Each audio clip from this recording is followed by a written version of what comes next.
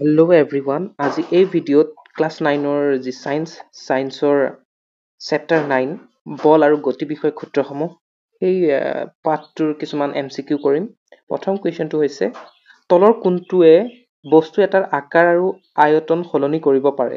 ভৰে, বেগে, চাপে। বস্তুৰ গতি ত্বৰিত কৰিবলৈ প্ৰয়োজন সন্তুলিত বলৰ, অসন্তুলিত বলৰ, বেগৰ, ভৰবেগৰ, অসন্তুলিত বেগৰ। ভৰবেগৰ SI একক হ'ল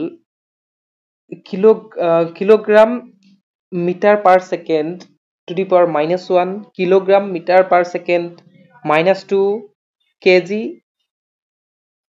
second to the power -1, KG per second 1। তো ইয়াত কেজি পাৰ মিটাৰ ছেকেণ্ড -1 যি প্ৰথমটো হয় সেইটো হ'ব। নিউটনৰ গতি বিষয়ৰ কোনটো সূত্ৰক জড়তাৰ সূত্ৰ বুলি কোৱা হয়? প্ৰথম, দ্বিতীয়, তৃতীয়, ওপৰ এটাও নহয়, প্ৰথম সূত্ৰক। কেজি ভৰ বিশিষ্ট বস্তু এটা 4 মিটাৰ পাৰ ছেকেণ্ড -1 ত্বৰণত উৎপন্ন কৰিবলৈ লগা বল 2 নিউটন, 20 নিউটন, 0.2 নিউটন, 4 নিউটন। তো ইয়াত হ'ব 20 নিউটন। 100 ভৰৰ বস্তু এটা 10 মিটাৰ পাৰ ছেকেণ্ডত টু দি পাৱাৰ -1 বেগেৰে গতি কৰিলে ইয়াৰ ভৰবেগ হ'ব 100 kilogram metre per second to the power -1, 1 kilogram metre per second -1, 10 kilogram metre per second -1। ওপৰৰ এটাও নহয়। তো ইয়াত অপশ্যন বি টো হ'ব যি 1 kilogram metre per second -1। KG ভৰৰ বস্তু এটাৰ বেগ 15 metre per second to the power -1ৰ পৰা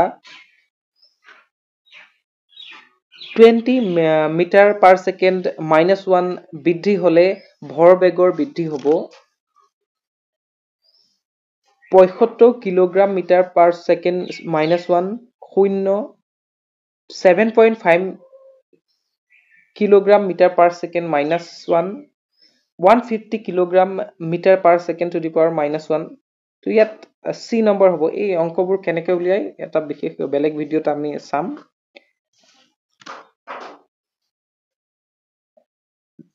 8 নম্বৰ 20 নিউটন বলে 4 কেজি ভৰৰ বস্তু এটাত ক্ৰিয়া কৰি সৃষ্টি কৰা ত্বৰণৰ মান হ'ব 80 metre per second to the power -2, 5 metre per second to the power -2, 0.5 metre per second -2, 0.8 metre per metre square to the power 2। উত্তৰটো হ'ব B 5 metre per second to the power -2। ভৰ হৈছে গতিৰ মাপ, গতিবেগৰ বেগৰ জড়তাৰ মাপ। বস্তু এটা ত্বৰিত হলে ইয়াৰ বেগ বাঢ়ে, দ্ৰুতি বাঢ়ে। ওপৰত এটা বলে সদায় ক্ৰিয়া কৰে, ওপৰত এটা বলে সদায় ক্ৰিয়া কৰে, ওপৰৰ এটাও নহয়। ওপৰত এটা বলে সদায় ক্ৰিয়া কৰে। গৈ থকা বাছ এখন হঠাৎ ৰৈ গলে থিয় হৈ থকা মানুহ এজন আগফালে হালি যায়। এয়া নিউটনৰ ডেছৰ উদাহৰণ। গতি বিষয়ক প্ৰথম সূত্ৰ, গতি বিষয়ক দ্বিতীয় সূত্ৰ, গতি বিষয়ক তৃতীয় সূত্ৰ, ওপৰৰ এটাও নহয়। গতি বিষয়ক প্ৰথম সূত্ৰৰ উদাহৰণ।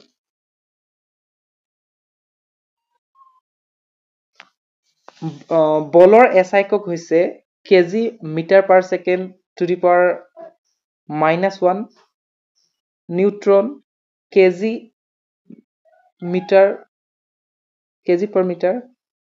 পাৰ metre per second to the power -3। তো ইয়াত বি নিউটন হয় বলৰ SI একক।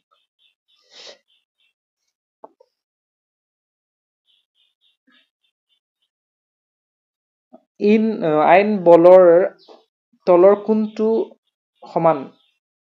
1 KG into 1 metre per second to the power -1, 1 KG into 1 metre per second to the power -2, 1 kg into 1 meter, 1 kg into 1 meter per meter to the power minus 1. তো ইয়াত B option হ'ব 1 kg into 1 meter per second to the power minus 2. ৰকেটৰ গতি নিউটনৰ গতি বিষয়ক সূত্ৰ উদাহৰণ প্ৰথম গতি সূত্ৰ, দ্বিতীয় গতি সূত্ৰ, তৃতীয় গতি সূত্ৰ, ওপৰ এটা নহয়, তৃতীয় গতি সূত্ৰৰ উদাহৰণ। বল এটা সম্পূৰ্ণৰূপে প্ৰকাশ কৰিব পাৰি ইয়াৰ মান আৰু দিশৰ দ্বাৰা, ইয়াৰ মানৰ দ্বাৰা, এ আৰু চিৰ দ্বাৰা, ইয়াৰ মান আৰু দিশৰ দ্বাৰা। তো ইয়াত কিছুমান আমি শৰ্ট কুৱেশ্যন চাম। সন্তুলিত বল বুলিলে কি বুজা? এটা বস্তুক বান্ধি যদি দুয়োফালে টনা যায় আৰু বস্তুৱে গতি লাভ নকৰে তেন্তে তেনে বলক সন্তুলিত বল বুলি কোৱা হয়। অসন্তুলিত বল বুলিলে কি বুজা? এটা বস্তুক বান্ধি যদি দুয়োফালে টনা হয় আৰু বস্তুৱে গতি লাভ কৰে তেন্তে তেনে বলক অসন্তুলিত বল বুলি কোৱা হয়। বস্তু এটাই কেতিয়া গতি লাভ কৰে? যেতিয়া বস্তুটোৰ ওপৰত অসন্তুলিত বলে ক্ৰিয়া কৰে। গতি বিষয়ক প্ৰথম সূত্ৰটো লিখা। প্ৰযুক্ত বলে অৱস্থাৰ পৰিৱৰ্তন কৰিবলৈ বাধ্য নকৰা পৰ্যন্ত বস্তু এটা স্থিতিশীল অথবা সৰল ৰেখাইদি সুষম গতিৰে গতিশীল হৈ থাকিব। ইয়াক জড়তাৰ সূত্ৰ বুলিও কোৱা হয়। জড়তা কাক বোলে? স্থিতিশীল বস্তু স্থিতি অৱস্থাত আৰু গতিশীল বস্তু গতিশীল অৱস্থাত থাকিব বিচাৰে।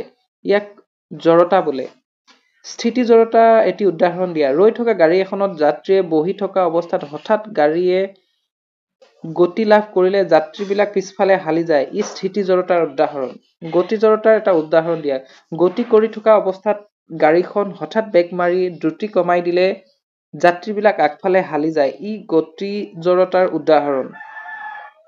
দোলন ঘড়ী কোনে আৱিষ্কাৰ কৰিছিল? গেলিলিঅই। জড়তাৰ মাপ কি? সংখ্যাগতভাৱে বস্তু এটাৰ ভৰেই হৈছে ইয়াৰ জড়তাৰ মাপ।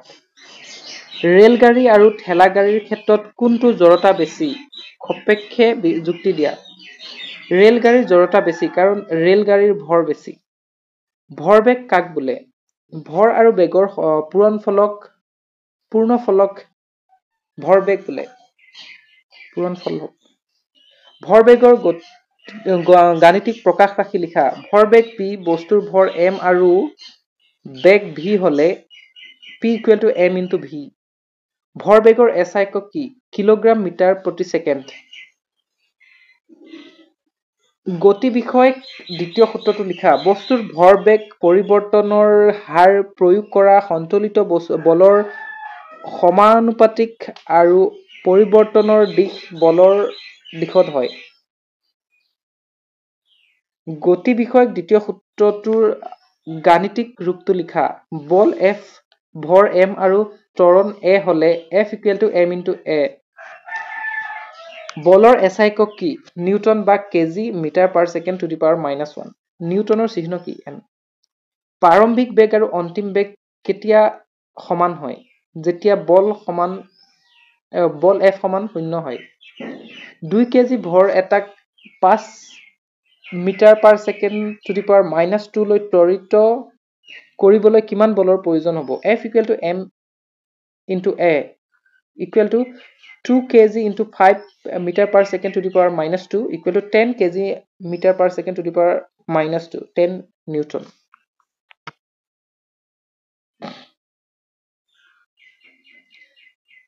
চাৰি কেজি ভৰ এটাক 2 metre per second to the power -2 লৈ ভৰিত কৰিবলৈ কিমান বলৰ প্ৰয়োজন হ'ব?